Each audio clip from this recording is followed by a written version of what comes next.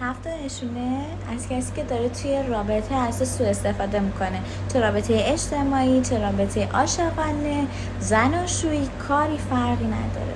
اولیش اینه که مدام به تو تارگت بک میزنه، یعنی تو اگه بهش انتقاد کردی، یه چیزی گفتی، سریعا میاد و تو رو متهم میکنه. اگر تو یه چند تا سال ازش پرسیدی، سریعا بهت میگه که وای تو چقدر بدبینی، وای تو چقدر حساسی، وای تو چقدر گیر میدی.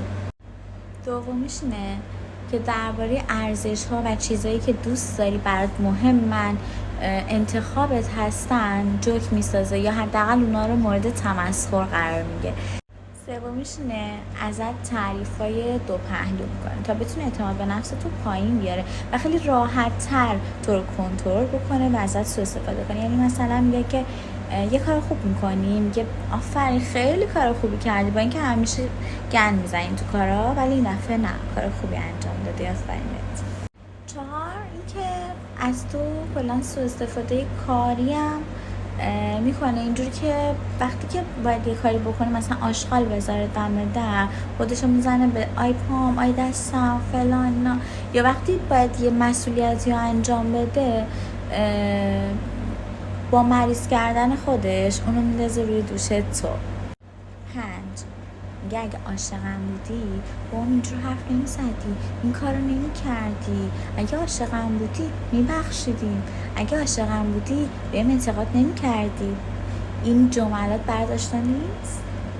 6 وقتایی که خرابکاری میکنه و باید عذرخواهی کنه ازت، اولا که عذرخواهی خیلی براش کار سنگینیه، بعدش هم میاد خودش رو با در واقع کاری که کرده به تو یادآور میشه، میگه که یادت نیست حالا من یه بار اشتباه کردم، یادت نیست چقدر در حق تو خوبی کردم، یادت نیست ماه پیش بهت پول دادم، یادت نیست تولدت برات کادو خریدم، ولنتاین یادت نمیاد و حالا هر کار خوبی که کرده رو منتش رو سر تو میذاره، ولی یه عذرخواهی ساده نمیکنه و در واقع نمیپذیره که اشتباه کرده توی رابطه. آخری که خیلی هم رو مخه، وقتی ازت یه چیزی میخواد تبدیل میشه به یه آدم دیگه. مثلا خیلی آدم مغروری بوده یا اصلا آدم خشکی بوده، حالا از تو میخواد کارش رو را بندازی.